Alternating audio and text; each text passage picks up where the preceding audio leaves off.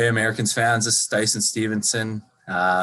Changing it up a little bit this week. Instead of doing a blog, I'm going to interview one of the best players ever play in Allen, Chad Costello. He was a two-time Kelly Cup champ. He was MVP of the Kelly Cups, and he was the MVP of the league twice.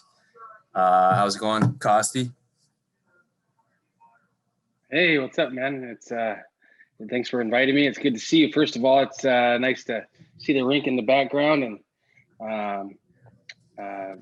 it's just nice to see you again. It's been a long time. I've texted with you and talked with you, but it's nice to see your face and miss you, buddy. Yeah, for sure. Costy's definitely been one of my best friends throughout playing pro hockey. He was always a good leader. Treated me really good right when I got in here.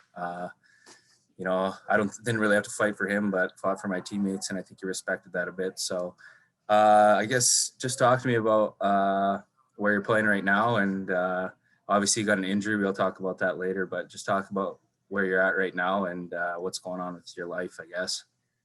Yeah. I've seen better days for sure. I'm in Norway. It's a town called Stavanger. It's a beautiful place. We really like it. Bad news is I broke my leg. I pretty much tore everything in the knee that I had. So I'm feeling pretty old and vulnerable right now, but we'll be okay. And I had surgery exactly 1 month ago on yesterday. So I'm 1 month in, and the first 2 weeks were brutal. Now I'm doing a lot better. Trying to stay positive, but it's just kind of a weird year.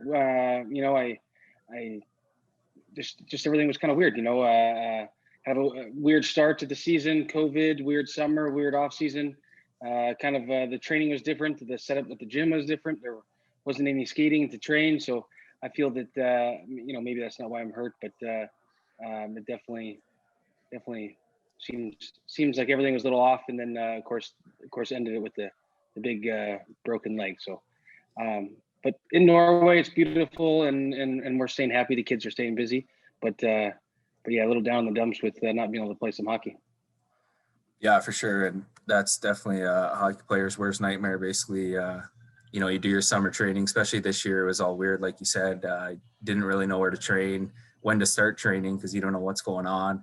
And then you start the season. You usually start the season slow. You always tell me that. Yeah. Get going. Yeah. But, you start that, and then all that, and you get an injury. So it's hard to stay positive. But I know you got a really good family. You got a great wife and Ashley, and I guess that really helps with staying positive. I know it sucks going all that way to Norway and not being able to play, especially of how good of a player you are. You're making decent money, and every season for you is a big season because it means a new contract for you. So I know that's tough, but I guess let's talk about your family. And I know you got 4 kids right now. Ashley's always on social media, yeah. So I'm keeping up with them, and they're growing like weeds. It's crazy. When I was first here, they were just little guys hanging around the pool. We always had pool parties. We won so much when you were here. Yeah. So I guess just talk about your family and your 4 kids.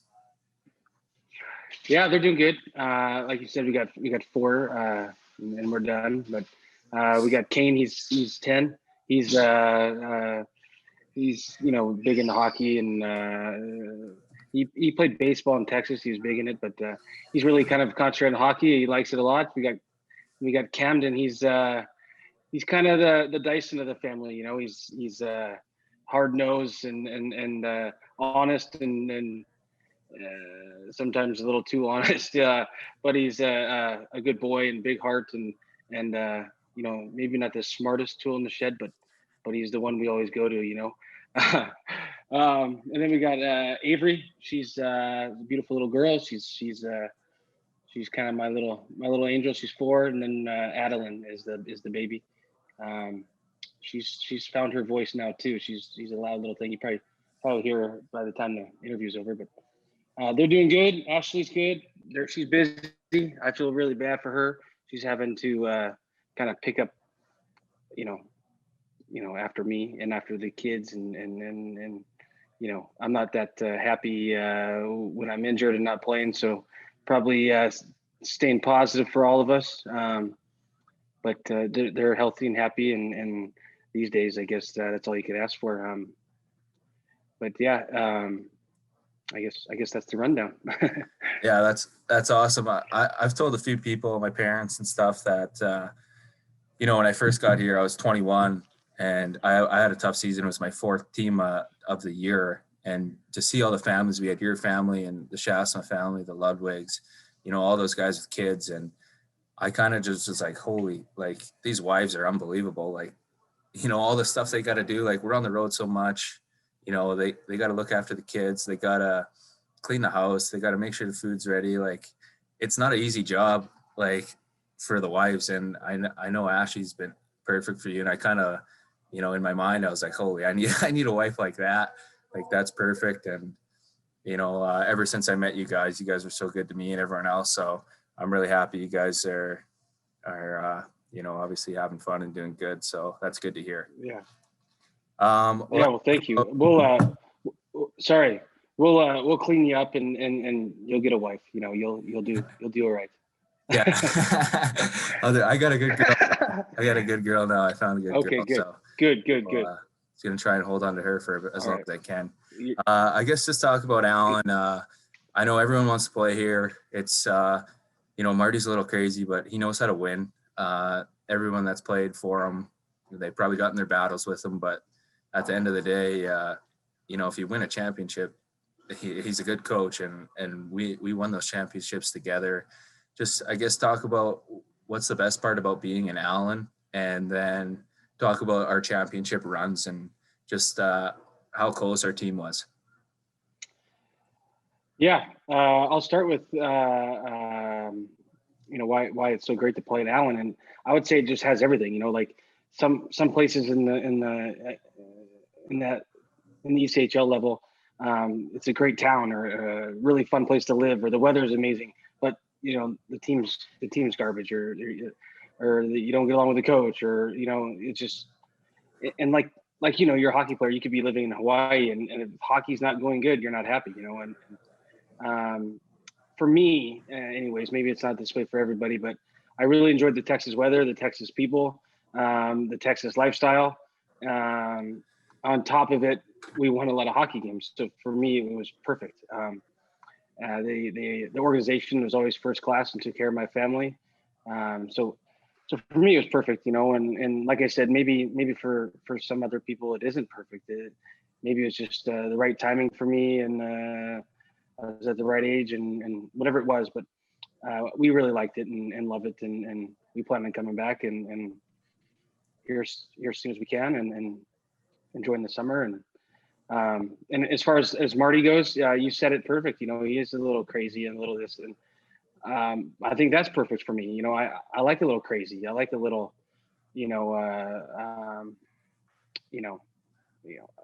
sometimes little screws loose or whatever you want. I like a guy that keeps you honest and keeps you on your toes. I really do. I like that.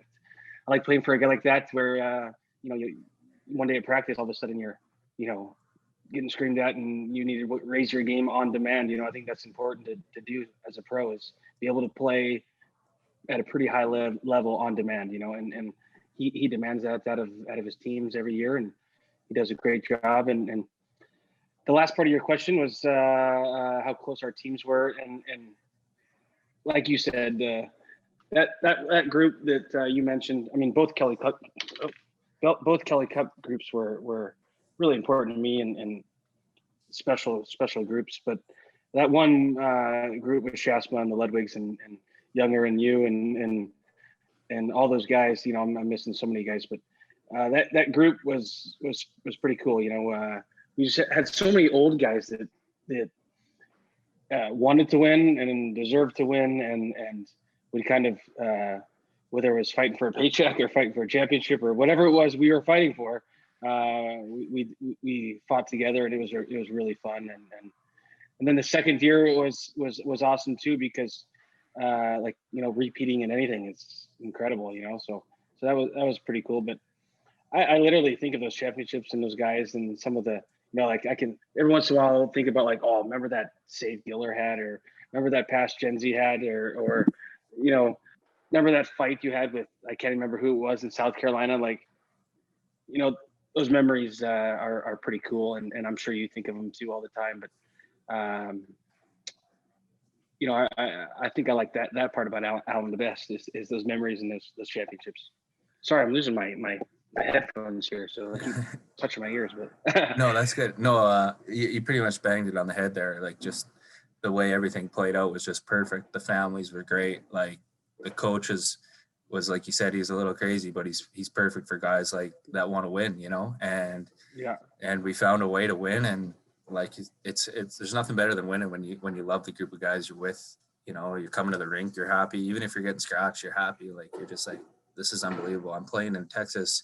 It's plus 30 out. I don't know what that is in American, but you're having pool parties. Like, there's nothing better. But I guess let's just talk about, with Allen, you had 72 games played, 41 goals, 84 assists, 125 points. Then the next year you had 72 games, 24. I don't know how you played 72 games every year. I can't even do that. And you're like 40. 72 games, 24 goals, 79 assists, 103 points. And then the next year, 72 games, 33 goals, 89 points, 89 assists, 122 points. Just talk about, I guess, your mindset going into the game, and like people that look at that played in this league, like, that's crazy. Like, no one will ever do that again. I really don't think that'll ever happen again in this league. And I played with you one game. I think it was me, you, and Tristan King, and we were in Wichita, and I played. Marty called us into the office, and he's like, what do you guys need to do tonight? And I was like, kind of freaking out. I was like, God, this is like my chance here. Like, I can score goals again with Costi. And Marty's like, what do you want to do? And I was just like, kind of packed. And I was like, I'm going to hit guys, open up space. And we got into the office, and you were so mad at me. And you said, no, we're not going to be hitting guys. We're going to get points. And if I don't get 3 points, then I freak out. So I guess just talk about your mindset going into games. Like, I know you're looking to get points, but you don't cheat too much. Like, you play good defensively, especially in playoffs. You're really good in defensively and blocking shots, which is crazy for a guy with 125 points. Just talk about your mindset going into games. Like, even right now, like, what do you think about like before the game?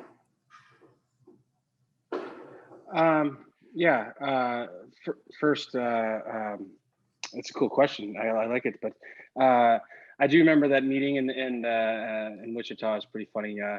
You're all riled up, and I was too. I was kind of like, oh, I'm gonna start hitting and get, and then I thought about it. I'm like, what? No. We gotta stick to us here. But and the other thing is, you said that I played all the games, and I take a lot of pride in that. But I will be honest, I probably have 2 hits a game, and you have 10, and then you have 10, 15 fights a year. I have 0. So block shots, you have 5 a game. I have 5 a season. So it's my 72 games are different. There maybe more minutes, more, who knows what, more or less, but my 72 games are different than your 72 for sure. So, but I do take pride in it. That's for sure. I think that when a team signs you as a player and you take on that job, it's like any other job. If there's a work day, you're supposed to go to work. And then that's kind of the mindset my mom taught me is, when you have a job, you have a job, and yours is hockey. But if it's not gonna, I always used to joke with Gen Z and say, if there's a hockey game and I'm supposed to play and I'm not playing, you know where to find me. It's at the hospital. But but I take a lot of pride in that. And then as far as the mindset goes, I really didn't think about points too much. I never was really like, oh, I got to get 100 or I got to, it was like whatever that game. Usually I try to let the game kind of come to you, and then you kind of can, this one's pretty tight or this team's kind of running around taking penalties. It's going to be a power play night, or kind of see what the game is, where you're gonna have to grind it out and you get your one and help the team win and get out of there. But I kind of try to see what the game was gonna be about, and then try to have my imprint on that game to help our team win the best that I could, with my body and my, whatever I could bring to the game, whether it was a goal, a big goal, or like you said, every once in a while, a shot block or it's the same as you, the same as any player. Like, how could I possibly have an effect on helping Alan win this game, and usually, maybe it's just the way that my mind works. Usually I was thinking like I could try to set somebody up for a shot in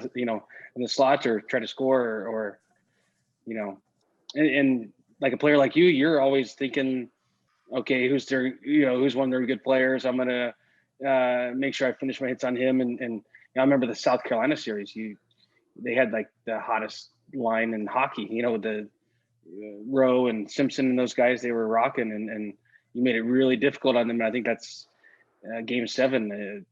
I could really tell a difference on the way we felt and the way that their top players felt, and so it's a lot like any other position, how could I help us win this game? Some nights were easier than others, but yeah, that's my mindset. No, that's perfect. That was kind of that was kind of a crappy question by me, but you nailed it right on the head with like letting the game come to you. I think like when I was in the American League last year, like I kind of had to have that mindset. I mean, I think every player does, but like in the American League or whatever league you're in, your first shift's really important. Like you need to have a good shift or else you're not going to go out there for the second shift. So I think the way you said it was perfect. Like, you play good your first shift and then let the game come to you. And, if they're going to be running around all night, like you said, you got to keep your head up and, you obviously know the D is going to be pinching and that's your chance to, get 2-on-1s and stuff like that. So it's kind of a dumb question, but you nailed it right on the head. Couple more questions here before we finish off. I think I know the answer to this, so I don't even know why I'm asking, but I guess just some of your favorite bus trips. I know my favorite bus trip, and it was when obviously when we got the bus stuck, on the way home from Rapid City. And Monty, the bus was probably 5 feet in the air to get out the door. Monty tried to take a step out of the bus and he did a full somersault, and me and you were right there watching it, and I don't think I've ever seen someone laugh so hard. But I guess just talk about, well, you can talk about that trip, but some of your favorite bus trips. We had a lot of bus trips. I know you pride yourself on your card games, your Snarp games. I know you had a wad of cash. I don't know if Ashley knows that, but you had a wad of cash every time you played somewhere, and at the end of the year that you were probably making more in cards than I was making in the year. But I guess just talk about some of your favorite bus trips. Yeah, she found the cash and it's gone. No, she knows all about all that stuff. She's a hockey wife through and through. But the bus trip that you're talking about was insane. So Monty comes out in the bus. He doesn't know that we're I don't even know what you call it, but we're the front tire, like off center, high centered. Yeah. High center. Yeah. So he goes to take a step out and we're like you said, we're young athletes and we're like looking at it like we got to jump, and it was a pretty big step. And he comes out and just does a full flip. And then he's, of course he gets up all embarrassed, Dyson Costello, you son of a, I won't finish it, but yelling at us. That trip was insane. And then we're also scared of Marty coming up because it was kind of our fault. Monty was at the wheel, and he'll take full credit for this, but we were saying, it should be good, back it up. And I'm sure we had a beer or two on the way home, but all of a sudden it just went south fast, and next thing you know, we're not moving for hours. But I remember Marty came up and said, "Where are we?" And we said, "Oh, we're stuck and we're stuck in the mud here," and he just turned around and left. He didn't even care, So it was pretty funny. But that one trip too, where I don't know why it was always me, you, and Jens, and that was kind of I'm not very handy, so I was kind of the coffee guy. Monty needed a coffee or a pick me up, or he needed a someone to talk to, to keep him awake, whatever. But you and Jenzy was like the handy guys. when he really needed something, it was Dice or Genzi, like, Costy, give me Dice or Gens, and then I'd go get you. And then, but that one time, I think we were overheating or something like that, and he comes and tells, hey, I can't get the cap off, and we're like, oh, okay. So we go get, I go get Dyson. Hey, there's some cap or something that Monty can't get off. So, come help him out. And so you go to the front, and I'm right there with you. And then I think Jens was there too. And Monty's like, yeah, just open this cap. You open it up, and it just, I don't know what fluid it was, but it just blew up everywhere and all over your face and all over your. And once I found out you're okay, I was just laughing so hard. But it was pretty dangerous, and it was. But these trips are to say which one is my favorite. We could make a quick little trip to Tulsa. An absolute mess. Or Wichita. We make those trips so fun. We'd be playing catch and baseball and laughing at the dinners and joking around and getting the bus stuck. I can't pinpoint one, but I always remember the long ones were pretty funny. Like I think we went to like Brampton one time, and Brampton to the Idaho trip was pretty funny too. Remember we kept driving up to we kept telling the league that the you can't drive on the road, it's closed, and they said, oh, keep trying because we need you to get you to Idaho. So we're in Colorado. We'd go to the blockade and we'd say, hey, the road's closed. We'd take pictures and then send it, and then an hour later they make us try again. And we ended up staying in Colorado for like 2 days, and then flying to Idaho and getting there, and some of our sticks weren't there, so we're like sharing sticks and stuff. Some of the stories with that bus will, I think that was part of the fun too. To be honest with you, you guys probably missed that bus, and I miss Monty a lot. He's a lot of fun. Yeah, that's perfect. Another one just for to bring up the memories was when, I don't know, I think we were going to Idaho again, and the roads were bad, and we thought there was no way we were playing. So I think we went to an Applebee's, and me, you, and I think it was Schulte and Tristan King, we kind of got crushed a little bit. We had a few too many beers, just thinking the game was going to be canceled. And we were getting, we had a couple fireball shots, nothing too crazy. Like we knew there was a chance, but we were like, okay, there's probably a 70% chance we're not playing. We ended up playing, and Marty found out we were having a couple beers. He wasn't too happy with us. I think he played us all on the fourth line, and I think you guys scored first shift and made a little bit a joke about the fireball 4 or something like that. So that was a pretty funny trip for me that I remember. But yeah, I remember that Applebee's, and I remember the almost the whole team was there, and then we thought for sure that the games were canceled. Remember, and then we said, oh man, we won't. That means we don't play for a week and a half. Kind of. We thought it was like a COVID deal. Like those games are canceled in Idaho, so hey, everyone relax, have a beer, have a shot. I wouldn't do that now. I'm old, but back then it was nothing, and then all of a sudden I remember Marty kicked in the door, and he's like, oh, whose shots are those, and we all, we all got up like, I don't know. yeah. He's like, take your shots and get on the bus, let's go, but yeah, I remember that was a fun trip, and I think we lost that game, but we came back and won the next few against them. So but yeah, those trips are endless, and Tommy's always so funny up there too. He's giving it to guys and having a good time, and man, yeah, I miss those times a lot. That was a lot of fun. Yeah, it was a great time, and it sucks this year. We don't even get Tommy on the bus. We don't have Monty anymore, so it's definitely changed. I mean, our bus drivers are always good here, but it's definitely not the same joking around with those guys and trying to take them off a little bit. Those guys are probably the two easiest guys to get going and get fired up. And if you want a quick argument. Remember when Clarkie put some stuff on Tommy's shoe that one time, and Tommy come in all hot, man. Remember? He come in just busting through the door. Clarkie, where are you? Looking, you want to fight Clarkie, and Clarkie was hiding under the card table, and we're like, he hadn't come in yet. He hadn't come in yet. But yeah, it was a lot of fun.